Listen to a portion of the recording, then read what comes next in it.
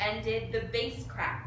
So famed it is absence, drowned in waterfall weight, and clogged tide pools gurgle and gargle like back-mouthed in between tonsils and a gland swollen. Cool.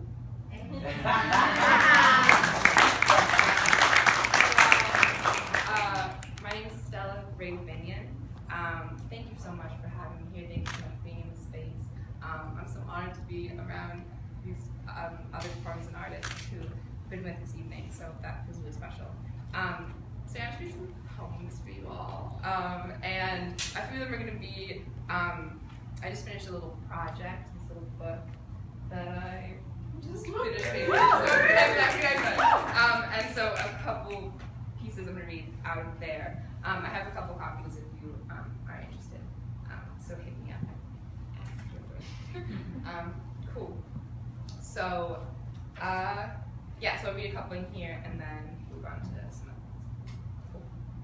This piece is called Breathing in a Space You Know You Shouldn't Be. Keep shoulders square, arms stiff. Don't wiggle or wag fingers or make invisible things bloom in them. Don't curl fists, ever. Even when hands slide up neck and down breasts they could never be mothered by. Don't mutter. Lullabies sound like a twisted tongue to those who've never heard the wind blow, but who puff out cheeks and spit tornadoes. Keep eyes like twilight, wish waves like great-grandmother's home into them. Wash yourself red and dripping before leaving every morning. Don't leave stains though. Don't let the sun touch you, for it will lull its rays out from skin. Use them like a puppeteer's material toward a shiny, exploding place. Don't ever think anything golden. Don't breathe. Brew black tea instead. Pour into soil, a dampened dark. Know that there are forms of you in nature, and these places that will be sunken into eventually are at least soft.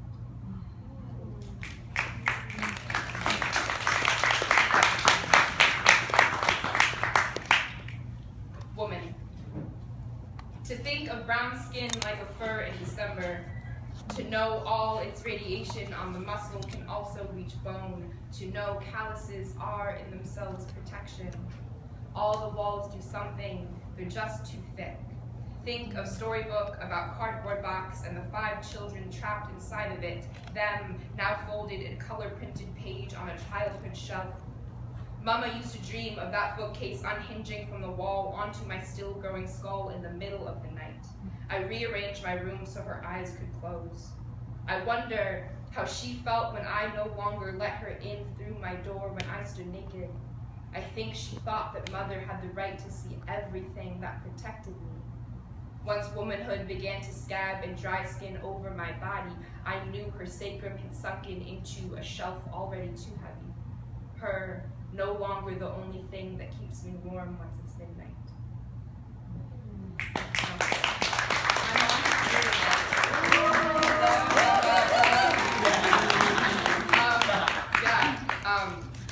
I'm going to start another poem I'm going to read now.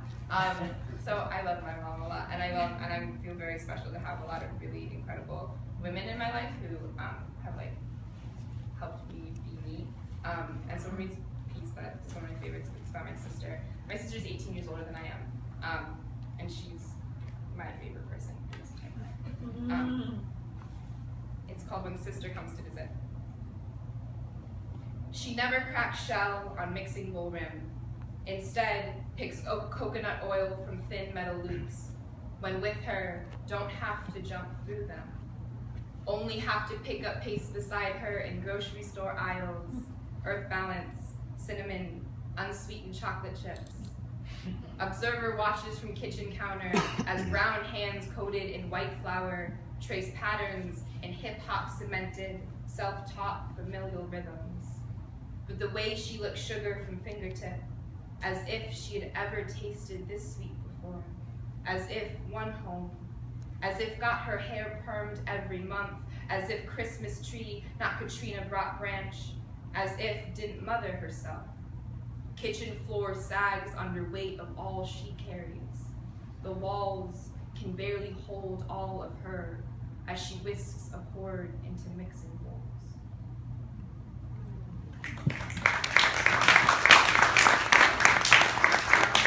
I'm going to run from my wee little book, and then I'll, do other things.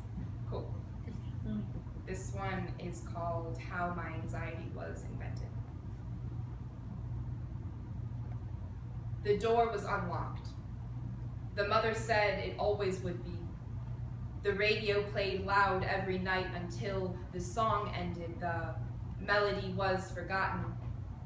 There wasn't enough food in the cabinets. The house creaked. The house turned into a waiting pool because the city sewers let it. Even the spiders left. The children stayed since they had nowhere else to go. The window was wide open. The TV played loud every night. The father always watched. The reporter always said unarmed. The Twitter feed always grieved. The officers still got the vigil anyway. The couch moaned under the weight of all the father's tears. The sons were all his, but they weren't. The streets were dark and told to be quiet, even when burning. The flesh was left with nothing but scars. The little girl was scared her big brother wouldn't come home. The little girl wasn't little any longer. She was a mother now too. The door still remained unlocked. She had the key, but her insides had miscarried too many hung bodies to get up. The caged bird sings, and then it doesn't.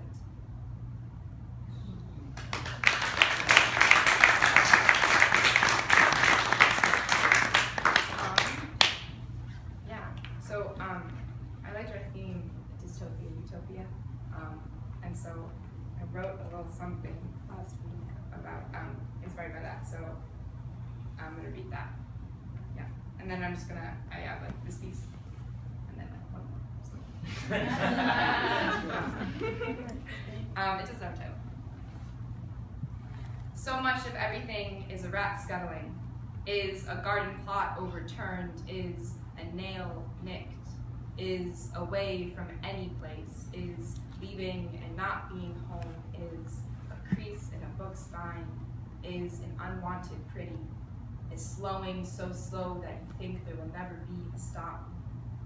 And only sometimes everything is sun, is a young black boy standing in a square spot of grass, small muscled arms outstretched, pulsing, a bubble wand at end of fingertips, a closed eye type of breathing over what he knows, over what is his, this little piece of earth. And as bath soap suds climb through front yard fence posts, I bear witness on a walk home on a Sunday. I don't know much about ritual, but I now know what a liberation can look like. And when the air is only filled with constriction, I now know to breathe this and that, for now, is enough.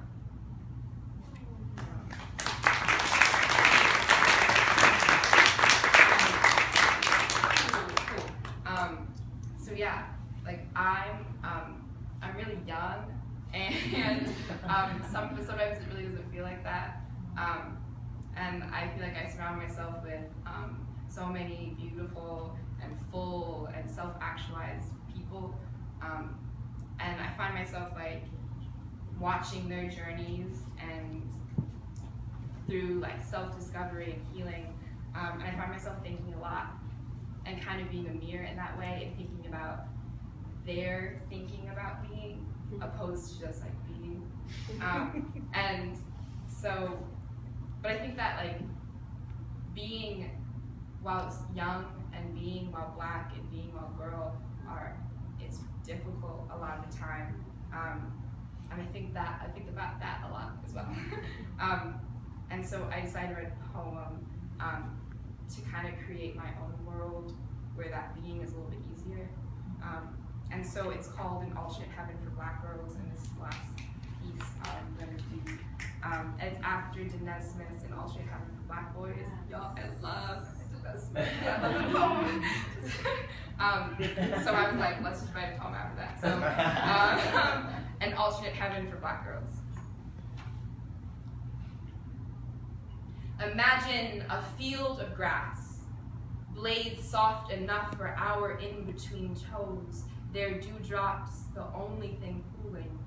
So forehead and the baby black curls that are laid upon them stay resting, like bodies at night that lie but stay breathing in sheets in skin, not recoiled but languid in their vanishing into the wholeness with the blackness of the night. Let legs be still, muscle be loose like they never known the pull of contraction against asphalt and ground slick, and the radiating red of bulbs flashing don't make us hold that or see it or bleed into it. I know my skin thinks this road too rough. Our rawness has still been open wounds since slavery and silence. I know what our bodies would look like unbent, like before told we were the things that could only bend and birth. I know the way we grew before holes were shot through our stomachs. In this fertile soil that laid this earth first, here we don't have to explain that our roots aren't corrupted and won't corrupt. Here, no one tries to water us with bleach. Here, not just a heaven, not earth. There, when we were embraced, we pulled away and found a knife in our spine. There, no one liked to say that our bones were theirs too. There, our blood pooled often, but here the laws of gravity prevail, and no laws are blue and white laced and spit like lies, and no feet dangle. Last night I dreamt for the first time in such a long time that I kissed the girl I love, that I had a whole forest to call my own, that the earth dented and felt my full weight for the first time, a cavernous sanctuary just for me and my brown and my braids, and these words to go on forever. There was a massacre last night, as there always is. Black holes where our bodies used to breathe dig into open caskets and gasp in spray-painted t-shirts and are felt in every step that a mother takes. But I woke up here. Here, we know what it's like to hold and to be held. Here, when we are touched, we are not always bruised. There were too many who thought of the treacherous ways to send us away. And look at us here, alive, someplace better. One day, we will have all the love we've deserved, and we will plant ourselves again. I am done coming from a place that ain't me. Here, in this somewhere, black and fertile, and there will be so much green, and flowers golden like end of August summer skin, and there will be so much that is soft, and no one would forget to say our names, and no one would forget us. Here, there is only us, whole, all night long.